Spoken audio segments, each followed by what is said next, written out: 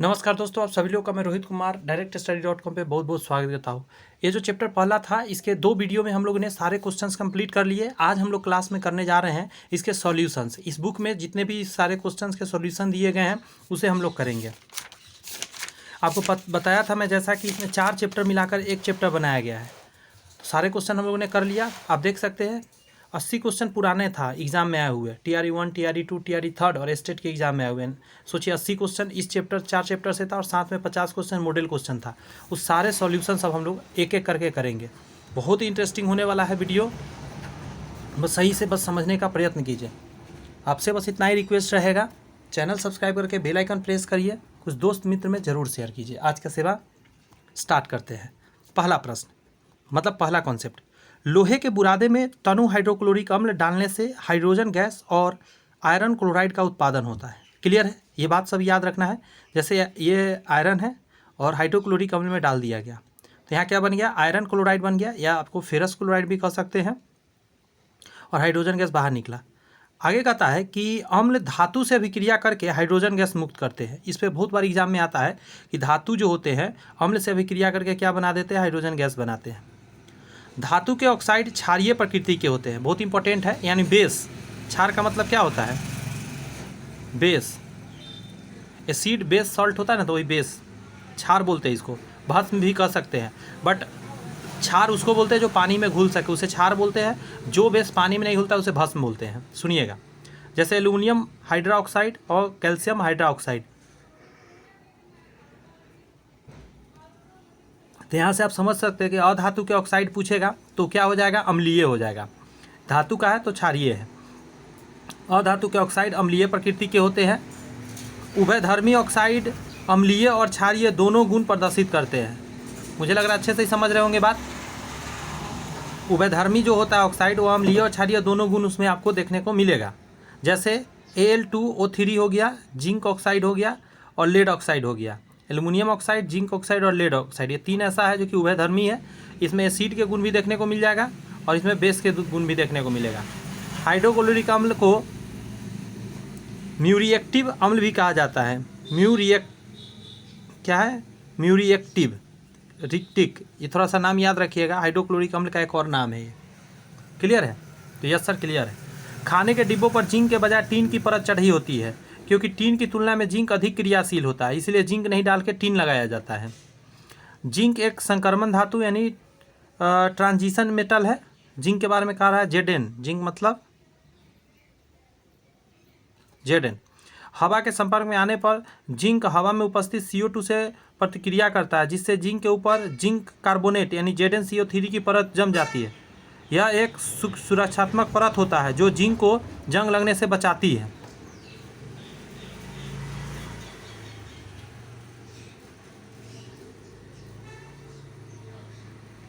आगे बढ़िए। जिंक अम्ल और क्षार दोनों में घुल सकता है। जिंक को अम्ल और क्षार दोनों में घुला सकते हैं। जिंक अम्ल से अभिक्रिया करके हाइड्रोजन गैस मुक्त कर देता है। जिंक को जलाने पर यह नीला, गौर से सुनिएगा, जिंक को जलाने पर यह नीला हरी लौ के साथ जलता है और जिंक ऑक्साइड गैस उत्पन्न करते रहता है। इसलिए जिंक का नहीं, टीन का डब्बा बनाया जाता है, खाने के डब्बा। इमली में टार्ट्रिक अम्ल होता है, ये मैं कई बार बताया। बेंजोइक अम्ल घास और मूत्र में होता है, याद रहेगा। घास और मूत्र में क्या मिलेगा आपको? बेंजोइक अम्ल। सिट्रिक अम्ल की बात करें, खट्टे फलों में सिट्रिक अम्ल पाए जाते हैं, जितने भी खट्टे फल होते हैं, सिट्रस फ्रूट। लैक्टिक अम्ल दही हो गया, खट्टे दूध हो गया, इसमें लैक्टिक अम्ल। समझ गया? लैक्टिक शब्द से ही पकड़ लिया, लैक्टोमीटर से नापा जाता है दूध। तो दूध के जितने भी पदार्थ हो गए जो खट्टे हो गए वो लैक्टिक अम्ल। मैलिक अम्ल सेब का होता है। सेब का बहुत आसान है याद रखना। सेब को काट के छोड़ेंगे वो लाल लाल, उस पर काला काला, उस पर परत जम जाता है, तुरंत मैला पड़ जाता है, इसलिए मैलिक अम्ल सेब। नाइट्रिक अम्ल, फिटकिरी और सोडा में नाइट्रिक अम्ल होता है, याद रखेंगे। नाइट्रिक अम्ल कहाँ होता है? फिटकिरी और सोडा में नाइट्रिक अम्ल होता है। ऑक्जेलिक अम्ल टमाटर में होता है। ये भी बताया हूँ कि ऑक्जेलिक O से लिखा जाता है, तो ऑक्जेलिक अम्ल टमाटर। नेक्स्ट है शुष्क बुझे हुए चूने पर क्लोरीन गैस की क्रिया में विरंजक चूर्ण पदार्थ बनता है। जैसे CaOH का हॉल ट्वाइस, यही है बुझा हुआ चूना, इसमें क्लोरीन गैस डाल दिया। तो CaOCl2 बन गया, यानी कि व्यंजक चूर्ण बन गया। मुझे लग रहा है अच्छे से समझ में बातें आ रही होंगी। आगे कह रहा है ब्लीचिंग पाउडर जो ये बना है इसका उपयोग देख लेते हैं क्या क्या होता है। कह रहा है कपड़े धोने में गंदे कपड़ों को ब्लीच करने के लिए और कपड़ा उद्योग में कपास और लिनन के लिए ब्लीचिंग एजेंट के रूप में किया जाता है। यानी कपास हो गया, लिनन हो गया, इसको साफ़ करने के लिए ब्लीच करना मतलब साफ़ करना होता है, ब्लीचिंग एजेंट का प्रयोग करते हैं। आगे कहता है ऑक्सीडाइजर के रूप में भी किया जाता है, ऑक्सीडाइजर के रूप में। नेक्स्ट है जल को कीटाणु रहित रहने के लिए मतलब पानी वगैरह साफ़ करने के लिए भी डाला जाता है। क्लोरोफॉर्म CHCl3 के निर्माण में किया जाता है जो बेहोश करने का काम आता है। न सिकुड़ने वाली ऊन बनने में प्रयुक्त होता है। ऐसा ऊन होता है ना जो ना ही सिकुड़ता है, उसमें भी ब्लीचिंग पाउडर का प्रयोग होता है। ब्लीचिंग पाउडर के उपलब्ध क्लोरीन 33 से 38% होता है। ये बहुत इंपॉर्टेंट है कि ब्लीचिंग पाउडर में जो क्लोरीन की मात्रा होती है 33 से 38% उसमें होती है। हल्दी अम्ल क्षार संकेतक है। हल्दी को कहा जाता है अम्ल क्षार संकेतक। अम्ल या क्षार को बताने वाला होता है, लेकिन ये प्राकृतिक है क्योंकि प्राकृतिक विधि से प्राप्त है। वैसे सूचक जिसे प्राकृतिक स्रोत से प्राप्त किया जाता है उसे प्राकृतिक सूचक कहते हैं। जैसे लिटमस को भी बोलते हैं प्राकृतिक सूचक, लाल पत्ता गोभी को बोलते हैं, हल्दी को बोलते हैं, चाइना रोज यानी जिसको हम लोग बोलते हैं अड़हुल का फूल, बहुत लोग गरहुल का फूल भी बोलते हैं, वो भी क्या है प्राकृतिक स्रोत है। ये सारे चीज़ अच्छे से समझ में आ रही हैं बातें तो वीडियो को लाइक कर दीजिए। प्राकृतिक अम्ल क्षारक सूचक क्या क्या है, जैसे अम्ल के बारे में कह रहा है कोई प्रभाव नहीं पड़ेगा लिटमस पर, ठीक है, अम्ल, और नीला लिटमस को लाल कर देगा। लाल को क्या ही करेगा अम्ल, अम्ल लाल को लाल ही छोड़ देगा और नीला को लाल कर देगा, और हल्दी को पीला रंग दे देगा। हल्दी का कलर पीला रहेगा अम्ल में, लेकिन अच्छा एक और चीज़ जानिए, क्षार में लाल लिटमस नीला हो जाएगा लेकिन नीला लिटमस में कोई प्रभाव नहीं पड़ता है। और हल्दी को क्या करेगा लाल भूरा रंग कर देगा क्षार में। इसका एक एग्जाम्पल बताता हूँ। एक बार मैं पोहा बना रहा था, उसमें हल्दी में डाला हुआ था और हल्दी में मैंने क्या कर दिया, नमक के जगह पर गलती से क्या डाल दिया, सोडियम हाइड्रोक्साइड डाल दिया। सोडियम हाइड्रोक्साइड समझते हैं NaOH। NaOH क्या है, क्षार है। मैंने डाला, उसका पूरा लाल भूरा कलर का हो गया, मेरा पोहा पूरा कलर चेंज हो गया। डर गया मैं, मुझे लगा कोई जादू वादू तो नहीं कर दिया, ऐसे कैसे कलर चेंज हो गया। मतलब पीला पोहा दिख रहा था, जैसे ही मैंने ये डाला तो क्या कलर हो गया, लाल भूरा रंग हो गया। तो मुझे पढ़ा लिखा था, मैं बाद में थोड़ी बात समझ गया कुछ गड़बड़ तो मैंने नहीं किया हूँ। तो मैंने देखा तो नमक के जगह पर मैंने क्या डाला था, NaOH। घर में होता है ना खाने वाला सोडा, बेकिंग सोडा, वही डाल दिया था, वो बेस होता है। तो यहाँ पे पकड़ा गया गड़बड़ी, यही लाल भूरा हो जाएगा। आप करके भी देख सकते हैं, लेकिन टेस्ट पूरा ख़राब हो जाएगा। थोड़ा सा करके देखिएगा। मैजेंटा, अच्छा चाइना रोज क्या करेगा, मैजेंटा कलर देगा। मैजेंटा कलर क्या होता है, नेट पे सर्च करके देख लीजिए। और हरा रंग हो जाएगा क्षारक में, क्षार में हरा रंग हो जाएगा, और अम्ल में मैजेंटा कलर हो जाएगा चाइना रोज। ये सही बात समझ गया। आगे आइए। वैसे सूचक जिसका गंध, गौर से सुनिए, गंध अम्ल तथा क्षार मिलने पर बदल जाता है उसे गंध वाला सूचक बोलते हैं। त्राण बोलते हैं उसको। वैनिला हो गया, लौंग हो गया, प्याज हो गया, ये सब का सुगंध जो है बदलते रहता है, मतलब अम्ल में अलग देगा और क्षार में अलग देगा। वैसे सूचक जिन्हें प्रयोगशाला में बनाया जाता है उसे संश्लेषित सूचक यानी मानव निर्मित सूचक कहते हैं। जैसे फिनेप्थलीन हो गया, ठीक है, मिथाइल ऑरेंज हो गया, ये सभी क्या है, मानव ने बनाया है तो मानवा निर्मित कहलाता है। अच्छा यहाँ देखिएगा जरा, अम्ल और क्षार के बारे में एक और चीज़ जानिए, फिनेप्थलीन के बारे में।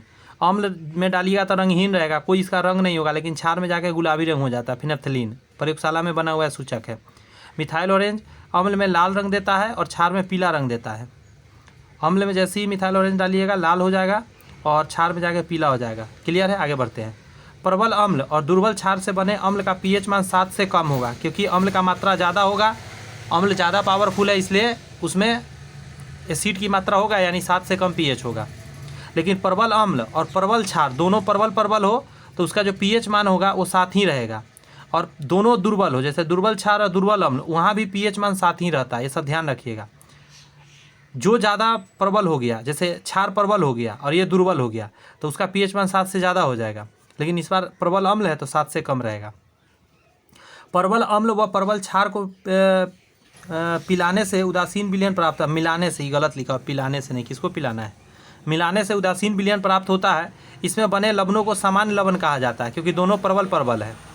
जैसे NaCl हो गया, ये खाइएगा तो आपको ना खट्टा लगेगा और ना ही कड़वा लगेगा, ये निम्न मतलब नमक जैसा लगेगा। KCl हो गया, Na2SO4 हो गया, CaSO4 हो गया, ये चारों पाँचों जो भी है ये सभी आपको अच्छा नमक लगेगा खाने में, टेस्ट में ज़्यादा गड़बड़ नहीं लगे। आगे आइए। सामान्य लवण में अम्ल और हाइड्रोजन, अम्ल से हाइड्रोजन परमाणु का पूर्णतः स्थानांतरण हो जाता है। प्रबल अम्ल और दुर्बल क्षार को मिलाने से अम्लीय विलयन प्राप्त होता है। इस प्रकार प्राप्त लवणों को अम्लीय लवण कहा जाता है। अम्लीय लवण इसलिए कहा जाता है क्योंकि अम्ल की मात्रा इसमें होगा, ये जो लवण होगा नमक, इसमें अम्लीय खटास रहेगा। NaHCO3, NaHSO4 और NH4Cl, ये तीनों जो देख रहे हैं ये सभी अम्लीय लवण है, यानी ये खट्टा खट्टा लगेगा, खाएंगे थोड़ा थोड़ा। आगे आइए। दुर्बल अम्ल तथा प्रबल क्षार को मिलाने से क्षारीय विलयन बनता है और इसको क्या बोलते हैं, क्षारीय लवण बोला जाता है। ये लवण कैसा होता है, क्षारीय लवण कहलाता है। अब देखिए इसका नतीजा, ये कड़वा लगेगा खाने में, सोडा के जैसा। Na2CO3, CuSO4 और CuOH, ये सभी क्या है, क्षारीय है। अंडरस्टैंड। आगे आइए। ऐसे लवण जिनमें दो या दो से अधिक क्षारीय तथा अम्लीय मूलक उपस्थित होते हैं उसे मिश्रित लवण कहते हैं, जैसे CaOClCl, ब्लीचिंग पाउडर है। दो सरल लवणों के जलीय विलयन के वाष्पीकरण से प्राप्त लवण द्विक लवक कहलाता है, जैसे K2SO4 हो गया, उस Al2SO4 × 3 और 24H2, ये सभी एक साथ है। दो चीज़ आपस में मिला हुआ है, ये भी एक नमक ही है बट यूजफुल नहीं है। सोडियम हाइड्रोक्साइड NaOH और हाइड्रोक्लोरिक अम्ल HCl की अभिक्रिया से सोडियम क्लोराइड और जल बनते हैं, उदासीन अभिक्रिया कहलाते हैं। जैसे देख सकते हैं NaOH HCl से मिला, NaCl और H2O बना, ये जल हो गया, सोडियम क्लोराइड हो गया, हाइड्रोक्लोरिक अम्ल हो गया, सोडियम हाइड्रोक्साइड हो गया। ये प्रबल क्या है, बेस है, और प्रबल क्या है, अम्ल है। तो इन दोनों को मिलने से क्या बन गया, एक बढ़िया वाला, मतलब pH मान 7 वाला क्या बन गया, आपको नमक बन गया। ये हम लोग खाते हैं घर में। वह अभिक्रिया जिसमें कोई अम्ल किसी भस्म के साथ अभिक्रिया करके लवण और जल बनाता है उदासीनीकरण अभिक्रिया कहलाता है। जैसे देख सकते हैं H2SO4 KOH से कर रहा है, तो यहाँ भी जल बना और यहाँ पे एक नमक बना, ये नमक है, ये आपका बेस है और ये एसिड है। उदासीनीकरण अभिक्रिया में अम्ल और भस्म एक दूसरे के गुणों को नष्ट कर देता है और एक नया गुण ला देता है। श्रृंखला अभिक्रिया हेतु आवश्यक न्यूनतम द्रव्यमान किसी विखंडनीय द्रव्य का क्रांतिक द्रव्यमान होगा। ठीक है, श्रृंखला अभिक्रिया हेतु आवश्यक न्यूनतम द्रव्यमान किसी विखंडनीय द्रव्य का क्रांतिक द्रव्यमान होगा। फिर कहता है किसी विखंडनीय पदार्थ को उसके क्रांतिक आकार के संगम वह द्रव्यमान जो श्रृंखला अभिक्रिया को जारी रखने के लिए आवश्यक होता है क्रांतिक द्रव्यमान कहलाता है। क्लियर है, फिर से एक बार पढ़ रहा हूँ। किसी विखंडनीय पदार्थ को, कोई भी टूटने वाला पदार्थ है, किसी विखंडनीय पदार्थ को उसके क्रांतिक आकार के संगत वह द्रव्यमान जो श्रृंखला अभिक्रिया को जारी रखने के लिए आवश्यक होते हैं क्रांतिक द्रव्यमान कहलाता है। आगे आइए। एक यहाँ पे रिएक्शन दिया गया है आपको, आगे पढ़िए। एक भारी नाभिक का दो हल्के नाभिक में टूटना नाभिकीय विखंडन कहलाता है। तो यस, क्लियर है। फिर कहता है यूरेनियम 235 नाभिक के विखंडन की अभिक्रिया आपको यहाँ पे दिया गया है। यूरेनियम 235 के विखंडन से उत्सर्जित ऊर्जा का मान 200 MeV या 0.6 MeV प्रति न्यूक्लियन होता है। ये सब काम का चीज़ नहीं है, आपको बस वही बात याद रखना है जो शुरू में मैंने पढ़ा था, बस यहाँ पे रिएक्शन दे दिया है।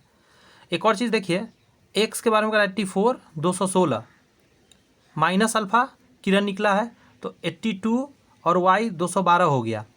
1 अल्फा जो किरण है के 6 पर परमाणु संख्या में 2 अंक की कमी और द्रव्यमान संख्या में 4 अंक की कमी होती है। ये चीज़ बात को समझना है।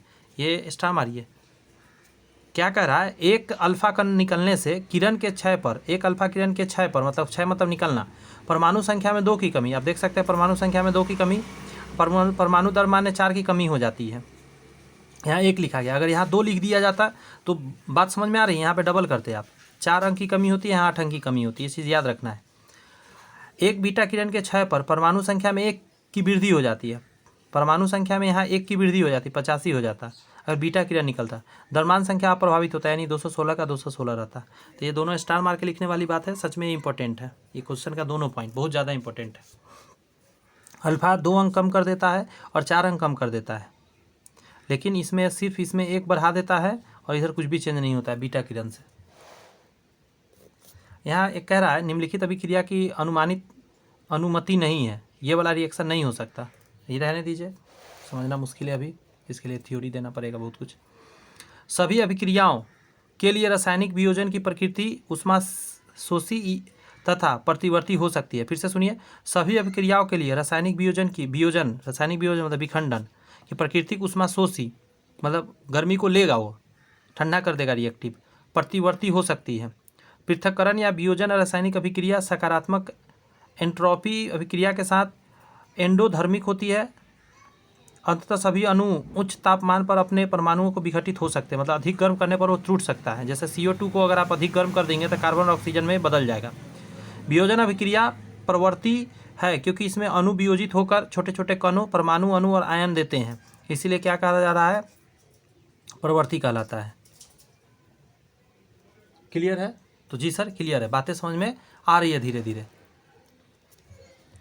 परमाणु के नाभिक की त्रिज्या 10⁻⁻13 सेंटीमीटर की कोटि की होती है। नाभिक को याद रखना है आपका, ये इंपॉर्टेंट है, स्टार लगा देता हूँ। नाभिक के बारे में पूछा जाता है कितना है इसका त्रिज्या, तो 10⁻13 सेंटीमीटर। परमाणु का नाभिक वह स्थान है जहाँ न्यूट्रॉन एवं प्रोटॉन स्थिर रहता है। परमाणु का नाभिक वह स्थान है जहाँ न्यूट्रॉन और प्रोटॉन स्थिर रहता है। परमाणु की त्रिज्या 10⁻10 मीटर या 1 एंगस्ट्रम या 10⁻8 सेंटीमीटर होता है। परमाणु का त्रिज्या भी याद रखिएगा, 10⁻13 मीटर या 1 एंगस्ट्रम या 10⁻8 सेंटीमीटर होता है।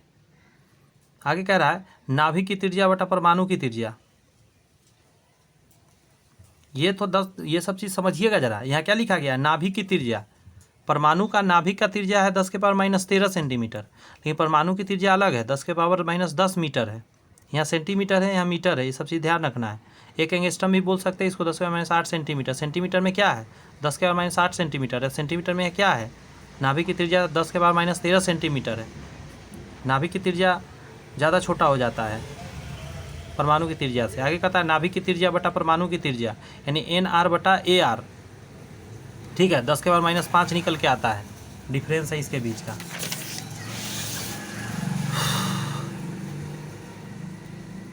नाभिक का सिद्धांत रदरफोर्ड ने दिया। नाभिक के बारे में बताने वाले कौन थे, रदरफोर्ड। इंपॉर्टेंट है, स्टार लगाइए।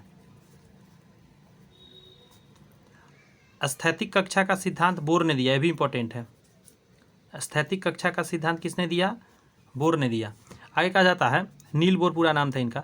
परमाणु कक्षक वह क्षेत्र है जिसमें इलेक्ट्रॉन के पाए जाने की संभावना अधिकतम होती है। परमाणु कक्षक एक त्रिविमीय संरचना होती है। परमाणु कक्षक एवं उसमें इलेक्ट्रॉन की संख्या, जैसे S ऑर्बिटल में 2 होता है, sp_df होता है, p ऑर्बिटल में 6 होता है, d ऑर्बिटल में 10 होता है और f में 14 होता है। 2, 6, 10, 14 होता है। पिक्चर आप देख सकते हैं sp_df कैसे पिक्चर बना हुआ है। 2 इसमें रहता है, इसमें 6 रह सकता है, इसमें 10 रह सकता है और इसमें 14 रह सकता है। 1, 2, 3, 4, 5, 6 है, इसमें 4 है, इसमें 2 है, इसमें 1 है। ये सारे 12th के 11 12th में है, इंटर में है, पढ़ना। दर समीकरण में रेट ऑफ रिएक्शन में जब अभिक्रियाओं की सांद्रता 1 होती है तो दर विशिष्ट दर स्थिर के बराबर हो जाता है। रासायनिक अभिक्रिया की दर को प्रतिक्रिया दर स्थिरांक या प्रतिक्रिया दर गुणांक के रूप में परिभाषित किया जाता है। रासायनिक अभिक्रिया की दर alpha A plus beta B A plus BB PB plus Q, मतलब एक रिएक्शन दिया गया है और यहाँ रिएक्ट करके बताया गया है। आ गया ये कह रहा है, ऋणात्मक चिन्ह बताता है कि अभिक्रिया में अभिकारकों की सांद्रता समय के साथ घटती है तथा प्रतिफलों की सांद्रता बढ़ जाती है। ये न्यूमेरिकल्स है जो मैं कहा था, देख लीजिएगा, इसको मिलाकर क्वेश्चन लिख लिए होंगे। अगर जो लोग क्वेश्चन लिखे होंगे वो न्यूमेरिकल यहाँ से मिला लीजिए, सॉल्यूशन यहाँ दिया गया। दोनों को मैं अच्छे से दिखा दे रहा हूँ, ये दोनों है, कैसे आया है आप क्वेश्चन लिखे होंगे, इससे एक बार मैच करा लीजिए, बेसिक रहता है।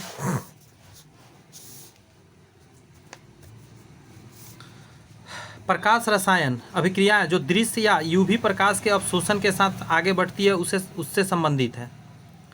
इसमें उन सभी रासायनिक अभिक्रियाओं का अध्ययन किया जाता है जिसके होने की प्रत्यक्ष या अप्रत्यक्ष रूप से प्रकाश की आवश्यकता हो जाती है। फोटोकेमिस्ट्री के 2 नियम है, जैसे ग्रोथस-ट्रेपर नियम एवं स्टोक-आइंस्टाइन नियम। 2 नियम है इसमें फोटोकेमिस्ट्री में। ग्रोथस-ट्रेपर नियम बताता है कि रासायनिक प्रतिक्रिया करने के लिए प्रकाश को रासायनिक पदार्थ का अवशोषण किया जाना चाहिए। स्टोक-आइंस्टाइन नियम के अनुसार रासायनिक प्रणाली द्वारा अवशोषित प्रकाश के प्रत्येक फोटोन के लिए एक अधिक अणु सक्रिय नहीं होते हैं। एक इकाई समय में 1 इकाई क्षेत्रफल से होकर गुजरने वाले फोटोन की संख्या प्रकाश की तीव्रता कहलाती है। प्रकाश की तीव्रता I बराबर हो जाता है इंटेंशन प्रकाश ऊर्जा बटा क्षेत्रफल समय, यानी जूल बटा मीटर स्क्वायर सेकेंड, यानी वाट प्रति मीटर स्क्वायर कह सकते हैं। क्योंकि जूल बटा सेकेंड क्या होता है, वाट। प्रकाश छोटे छोटे पैकेटों का बना होता है जिसे फोटोन कहा जाता है। फोटोन ऊर्जा E बराबर hv होता है, जहाँ h प्लांक नियतांक है। इसका मान जो होता है 6.626 इंटू 10⁻34 जूल सेकेंड, और v बराबर प्रकाश की आवृत्ति होती है। नेक्स्ट टॉपिक है बढ़िया सा कि स्थिर उत्तेजित अवस्था से अस्थिर उत्तेजित अवस्था में एक अणु के विकिरण के उत्सर्जन के बिना संक्रमण जो कि पृथक्करण की ओर जाता है, पूर्व पृथक्करण है। यदि उत्तेजित एक अणु को अलग किए गए घटकों यानी परमाणु या अणुओं की तुलना में अधिक ऊर्जा वाली स्थिति में स्थानांतरित करती है तो इसे पृथक्करण कहलाती है। पृथक्करणीय अवस्था स्थिर नहीं है, इसका अर्थ कि अणु बहुत जल्दी अलग अलग घटकों में विघटित हो जाती है। प्रकाशीय पृथक्करण प्रकाश की उपस्थिति के कारण होता है। आगे टॉपिक है कि अम्लीयकृत परमैंगनेट विलयन वाले बीकर में धीरे धीरे तनु फेरस सल्फेट का विलयन डाला गया है। विलयन का हल्का बैंगनी रंग फीका पड़ जाता है और अंत में गायब हो जाता है। इसमें अवलोकन के बाद यह सही स्पष्टीकरण है कि KMnO4 एक ऑक्सीकारक है और यह FeSO4 का ऑक्सीकरण कर देता है। रिएक्शन आपके सामने दिया गया है। वह पदार्थ जो दूसरे का ऑक्सीकरण अपना अवकरण करता है उसे ऑक्सीकारक कहते हैं। फिर से सुन लीजिए अच्छे से, स्टार मारूंगा इन दोनों पॉइंट में, ये बहुत इंपॉर्टेंट पॉइंट है। वह पदार्थ जो दूसरों का ऑक्सीकरण अपना अवकरण करता है उसे ऑक्सीकारक पदार्थ कहते हैं। अवकारक वे पदार्थ है जो दूसरों का अवकरण लेकिन अपना ऑक्सीकरण करते हैं। बढ़ते हुए न्यूक्लियोफिलिसिटी का सही क्रम है क्लोरीन के बाद ब्रोमीन, यहाँ Br लिखा गया है, ब्रोमीन लेकिन माइनस यहाँ लगा हुआ है इस पर। उसके बाद आयोडीन, जितना बड़ा एनायन होता है उतना ही कमज़ोर होता है, अतः क्षारक बेस बनने की प्रकृति कम हो जाती है। इसके अलावा जैसे जैसे हम समूह में नीचे जाते हैं अकेले जोड़े में उच्च ऊर्जा उच्च प्रमुख क्वांटम संख्या होती है और इस प्रकार न्यूक्लियोफिलिक के इलेक्ट्रॉन जोड़े में उच्चतम व्याप्त आणविक क्षारक होता है जिसमें यह अधिक सक्षम न्यूक्लियोफिलिक हो जाता है। निम्नलिखित विकल्पों में सही कथन है कि शास्त्रीय विधियों की तुलना में स्पेक्ट्रोस्कोपिक विधि में कम समय और नमूने की कम मात्रा की आवश्यकता होती है। थोड़ा समझते हैं और डिटेल से इसको। कहता है स्पेक्ट्रोस्कोपी के 3 मूल प्रकार है, जैसे परमाणु अवशोषण स्पेक्ट्रोस्कोपी, परमाणु उत्सर्जन स्पेक्ट्रोस्कोपी और परमाणु प्रतिदीप्ति स्पेक्ट्रोस्कोपी। स्पेक्ट्रोस्कोपी में प्रकाश के उपयोग द्वारा स्पेक्ट्रम प्राप्त कर परीक्षण प्रक्रम के उपयोग वांछित जानकारी प्राप्त करना सरल हो जाता है। इस विधि में कम नमूने के होने पर भी परमाणु अवशोषण उत्सर्जन और प्रतिदीप्त स्पेक्ट्रोस्कोपी विधि का प्रयोग कर वांछित जानकारी प्राप्त किया जा सकता है। लगभग 1700 पर सेंटीमीटर पर कार्बोनिल समूह तीव्र गिरावट का कारण बनता है। अधिकांश बैंड यानी 4000 पर सेंटीमीटर और 1300 पर सेंटीमीटर के बीच अधिकतम उपस्थिति कार्यात्मक समूह को दर्शाता है। ठीक है। नेक्स्ट कहता है सामान्यतः इंफ्रारेड स्पेक्ट्रम क्षेत्र के इस बैंड का उपयोग अज्ञात क्रियात्मक समूह के अध्ययन से में करते हैं। IR स्पेक्ट्रोस्कोपी के सबसे महत्वपूर्ण उपयोग है कार्यात्मक समूह की पहचान और संरचना की व्याख्या। नेक्स्ट पॉइंट है कि पदार्थों की पहचान करना, प्रतिक्रिया की प्रगति का अध्ययन करना, अशुद्धियों का पता लगाना एवं मात्रात्मक विश्लेषण करना। ये सभी क्या है, IR स्पेक्ट्रोमेट्री के सबसे अधिक उपयोग है। जो लोग पहले से 12th पढ़े होंगे उसको ये समझ में आया होगा, जो लोग नहीं पढ़े 11th 12th उनको थोड़ा सा प्रॉब्लम आया होगा, तो घबराने की बात नहीं है। 2-4 क्वेश्चन अगर नहीं भी समझ में आता है आप उसको सुन ले, आगे बढ़ें, कोई दिक्कत की बात नहीं है। 1:1 मिश्रण में 1:1 मिश्रण में पैरा और ऑर्थोनाइट्रोफिनॉल को अलग करने के लिए सबसे उपयुक्त तरीका भाप आसवन है। इसमें भाप आसवन विधि का प्रयोग किया जाता है क्योंकि ऑर्थोनाइट्रोफिनॉल में हाइड्रोजन बॉन्ड पाए जाते हैं। भाप आसवन द्वारा ऑर्थो और पैरोनाइट्रोफोलिन के मिश्रण को अलग करते समय नाइट्रोमोल्यूलर हाइड्रोजन बॉन्ड की उपस्थिति के कारण ओ नाइट्रोफेनॉल भाप अस्थिर होगा। पी नाइट्रोफेनॉल के मामले में अंतराण्विक हाइड्रोजन बंधन मौजूद होते हैं जिसके परिणामस्वरूप अणुओं के मौजूद जुड़ाव होता है, इसीलिए पी नाइट्रोफेनॉल भाप वाष्पन नहीं होता है। आसान है ये, इसे समझिए। बेंजाइल क्लोराइड विशेष रूप से एक SN1 तंत्र द्वारा न्यूक्लियोफिलिक प्रतिस्थापन प्रक्रिया की गुजरता है। बेंजाइल क्लोराइड विशेष रूप से न्यूक्लियोफिलिक प्रतिस्थापन से 1n तंत्र में गुजरता है। इसका कारण यह है कि जब क्लोराइड आयन नष्ट हो जाता है तो बेंजाइल धनायन पर धनात्मक आवेश एरोमेटिक नाभिक के साथ अनुनाद द्वारा स्थिर हो जाती है। रिएक्शन यहाँ दिया गया है। नेक्स्ट टॉपिक देखेंगे कि S1N यह एक प्रकार की कार्बनिक प्रतिस्थापन अभिक्रिया है। जो S1N का मतलब प्रतिस्थापन न्यूक्लियोफिलिक यूनिमोलिक्यूलर है। इस प्रकार दर समीकरण बताता है कि S1N प्रतिक्रिया इलेक्ट्रोफाइल का पर निर्भर है, लेकिन न्यूक्लियोफाइल पर नहीं। यह उन स्थितियों में लागू होता है जहां न्यूक्लियोफाइल की मात्रा कार्बोकेशन मध्यवर्ती के मात्रा में अधिक हो जाता है। इस प्रक्रिया में कार्बोकेशन मध्यवर्ती का निर्माण भी शामिल होता है। कह रहा है कि यह आमतौर पर अत्यधिक अम्लीय तथा अत्यधिक क्षारीय परिस्थितियों में द्वितीयक या तृतीयक अल्कोहल के साथ तृतीयक या द्वितीयक एल्काइल हैलाइड की प्रतिक्रिया में भी देखा जा सकता है। क्षारीय यानी बेसिक लेड कार्बोनेट का व्यापारिक नाम सफ़ेदा या वाइट लेड है। बात समझ में आया? अगर आपसे पूछे कि क्षारीय लेड कार्बोनेट का व्यापारिक नाम क्या है तो सफ़ेदा बोलते हैं इसको। यहाँ देखिए कह रहा है व्यापारिक नाम, जैसे लिथार्ज रासायनिक सूत्र PbO होता है, गैलेना बोलते हैं उसको, PbS को बोलते हैं, लाल सिंदूर बोलते हैं Pb3O4 को, सफ़ेदा यही वाला अभी जो ऊपर आपने देखा ये है रिएक्शन। नमक अम्ल HCl को बोलते हैं नमक अम्ल। देखिए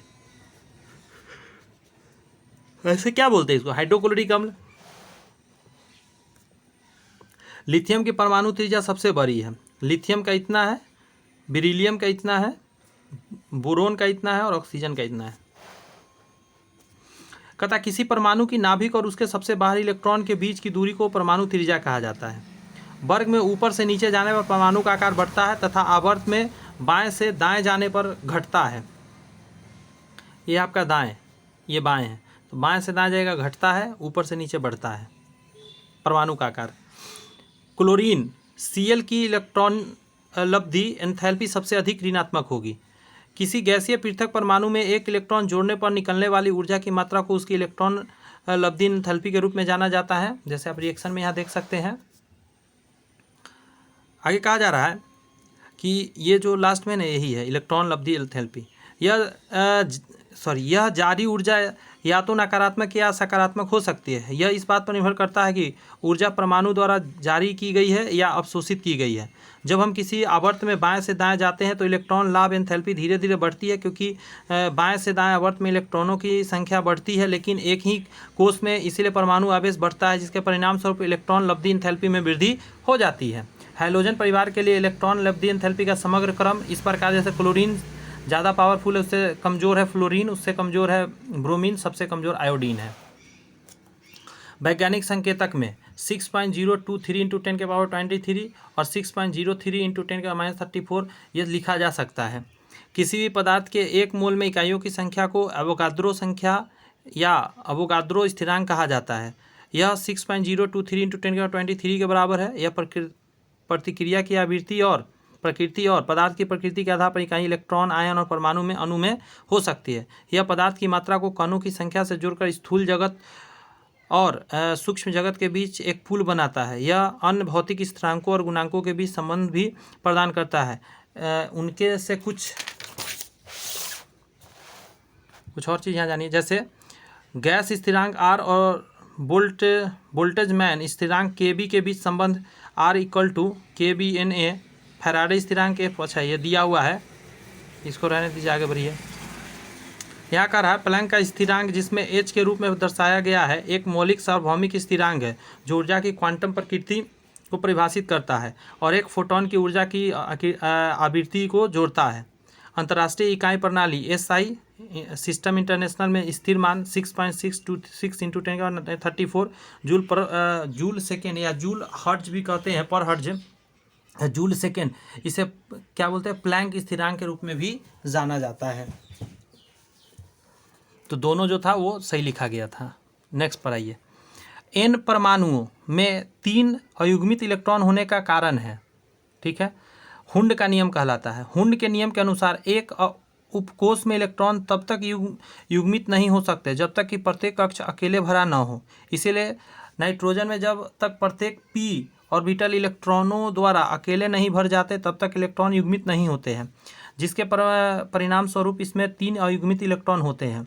हुंड का अधिकतम बहुलता का नियम बताता है कि एक उपकोष में प्रत्येक कक्ष का दुगुना होने से पहले अकेले ही कब्जा कर लिया जाता है। एकल व्याप्त कक्षाओं में मौजूद इलेक्ट्रॉनों से समान स्पिन होती है। ये सब हुंड के नियम के हिसाब से। आयनिक तथा सहसंयोजक दोनों अबंध NH4Cl अणु में होते हैं। जैसे NH4Cl को कह सकते हैं, आप देख सकते हैं N और 3 यहाँ पे ऐसे रिएक्शन हो रहा है। तो ये इसको क्या बोलते हैं, इसमें आपको दिखा रहा है इलेक्ट्रॉन, इसका इलेक्ट्रॉन डॉट से दिखाया गया और इसका क्रॉस से दिखाया गया है। और इसी को ऐसे आप दे सकते हैं कि क्या रिएक्शन हो रहा है हाइड्रोजन और क्लोरीन के बीच में। अब इसको समझिए, सहसंयोजक बंधन क्या होता है और आयनिक बंधन क्या होता है, इसको अच्छे से डिटेल में समझते हैं। कह रहा है सहसंयोजक बंधन एक रासायनिक बंधन है जिसमें परमाणुओं के बीच इलेक्ट्रॉन जोड़े का साझाकरण शामिल होता है। उदाहरण के लिए कार्बन डाइऑक्साइड CO2 एवं हाइड्रोक्लोरिक एसिड HCl, ये सभी में क्या हो रहा है, इलेक्ट्रॉन का साझा किया गया, मतलब दिया नहीं गया है, साझा हुआ है। आयनिक यौगिक में कहता है आयनिक बंधन तब बनते हैं जब किसी रासायनिक यौगिक में विपरीत रूप से आवेशित कणों के बीच इलेक्ट्रोस्टैटिक आकर्षण मौजूद होता है। यानी आयनिक बंधन तब बनते हैं जब एक परमाणु से बाहरी इलेक्ट्रॉनों को दूसरे परमाणु में स्थिर रूप से स्थानांतरित किया जाता है, मतलब एक ने दिया दूसरा ने ले लिया। आयनिक यौगिक जैसे सोडियम क्लोराइड NaCl, सोडियम ने इलेक्ट्रॉन दिया, क्लोरीन ने ले लिया, दोनों शांत हो गया। और पोटेशियम क्लोराइड, पोटेशियम ने दिया, क्लोरीन ने लिया, मेटल देते हैं, नॉन मेटल लेते हैं, आदि के बीच एक आयनिक बंधन है। Potassium cyanide KCN, ammonium chloride NH4Cl और सोडियम नाइट्रेट NaNO3 जैसे यौगिक में भी सहसंयोजक और आयनिक दोनों प्रकार के बंधन मौजूद होते हैं। जैसे यहाँ देखिए, यहाँ पे मैंने बताया नाइट्रोजन और हाइड्रोजन के बीच में यहाँ पे साझा हो रहा है, बट हाइड्रोजन और क्लोरीन के बीच में क्या हो रहा है, दिया जा रहा है। हाइड्रोजन दे रहा है, क्लोरीन ले रहा है, क्योंकि क्लोरीन जब तक लेगा नहीं तब तक ये शांत होगा नहीं। इसीलिए यहाँ पे क्या हो रहा है, दोनों पर अभिक्रिया हो रहा है। बात समझ में आ रही है आपको, एक साथ 2 रिएक्शन हो रहा है। ये इसका स्क्रीनशॉट कर लीजिए। 32 नंबर क्वेश्चन जो मैंने कराया था उसका यहाँ पे सॉल्यूशन दिया गया है। Mg2+ की आयनिक त्रिज्या न्यूनतम होती है। विभिन्न आयनों की आयनिक त्रिज्या निम्न है, आपके सामने दिया गया, देख लीजिए इसे। एक तटस्थ परमाणु में परमाणु और आयनिक त्रिज्या समान होती है, लेकिन कई तत्व आयन या धनायन के रूप में मौजूद होते हैं। यदि परमाणु अपना सबसे बाहरी इलेक्ट्रॉन धनात्मक आवेशित या धनायन खो देता है तो आयनिक त्रिज्या परमाणु त्रिज्या से छोटी होती है, क्योंकि परमाणु एक इलेक्ट्रॉन ऊर्जा को खो देता है। ये भी आप न्यूमेरिकल से आप देख लीजिए, ये भी आप देख लीजिए। यहाँ से हम देख लेते हैं। PCl5 अणुओं का ज्यामितीय आकार त्रिकोणीय द्विपिरामिड है। फास्फोरस के 5 संयोजी इलेक्ट्रॉन हैं एवं प्रत्येक क्लोरीन परमाणु से यह 1 इलेक्ट्रॉन का साझेदारी करता है। इसीलिए PCl5 अणु का संकरण sp3d एवं आकार त्रिकोणीय द्विपिरामिडीय होता है, जो आपके सामने यहाँ दिख रहा है।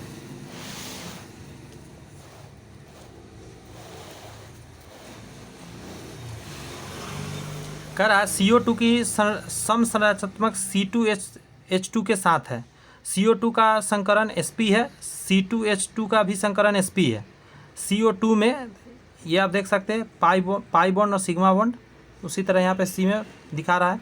इनमें 2 ऑक्सीजन के परमाणु 2p इलेक्ट्रॉन का उपयोग का कार्बन के साथ सिग्मा बंधन बनाते हैं।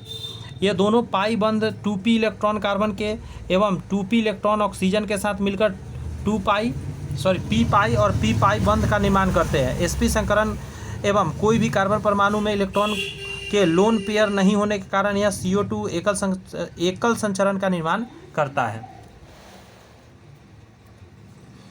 कैल्शियम फ्लोराइड आयनिक यौगिक है, Ca2H2, फ्लोरीन का 2,7, प्रबल आयनिक यौगिक है। सो कह रहा है, एक दे रहा है एक ले रहा है इसमें रिएक्शन होते समय। सिलिका एवं मीथेन सहसंयोजक यौगिक है, मतलब आयनिक यौगिक नहीं है। सिलिका और मीथेन आयनिक यौगिक के निम्नलिखित गुण हो सकते हैं। क्या क्या हो सकते हैं जरा पढ़ते हैं। कह रहा है कि यह क्रिस्टल बनाते हैं दाना दाना, जैसे चीनी का हो गया। इसका गलनांक और क्वथनांक उच्च होता है। आयनिक यौगिक का हमेशा गलनांक और क्वथनांक उच्च होते हैं। इसमें आणविक यौगिक की तुलना में संलयन और वाष्पीकरण की एंथैल्पी अधिक होती है। यह कठोर और भंगुर भी हो सकते हैं। कहता है पानी में घुलने पर यह विद्युत का संचालन करते हैं। यह गुण इसके विलयन में आयन के निर्माण कारण होता है एवं यह अन्य इंसुलेटेड होते हैं, अच्छे इंसुलेटेड होते हैं। सही बात है, मतलब इलेक्ट्रिसिटी इसमें जा सकता है। CO2 अणु का द्विध्रुव आघूर्ण शून्य होता है। CO2 का द्विध्रुव आघूर्ण शून्य होता है। CO2 अणु में परमाणुओं की व्यवस्था देखी जा सकती है। यह रैखिक एवं सममित होती है, इसीलिए भले ही बंधन इनमें समरूपता के कारण द्विध्रुव हो, परंतु अणु का शुद्ध द्विध्रुव आघूर्ण शून्य हो जाता है। इसमें द्विध्रुव आघूर्ण आवेश के परिणाम और धनात्मक तथा ऋणात्मक आवेशों के केंद्रों के बीच की दूरी का गुणनफल होता है। आसान है, समझ रहे होंगे। आगे कहता है इसे ग्रीक अक्षर पाई से दर्शाया जाता है। द्वितीयक रूप में द्विध्रुव आघूर्ण जो है आवेश गुना पृथक्करण की लंबवत दूरी होता है। द्विध्रुव आघूर्ण एक अणु से दो परमाणुओं के बीच रासायनिक बंधन की ध्रुवता का माप होता है। लास्ट टॉपिक है कि द्विध्रुव आघूर्ण एक सदिश राशि है, क्योंकि इसमें परिणाम और दिशा दोनों होते हैं। तो आज के क्लास में इतना ही रखते हैं दोस्त, क्योंकि बहुत सारे अभी बातें हैं, बहुत डिटेल में दिया गया है, तो इसका 1 से 2 वीडियो और कंप्लीट करने में लगेगा। कैसा लगा सेशन मुझे ज़रूर कमेंट्स में बताइएगा।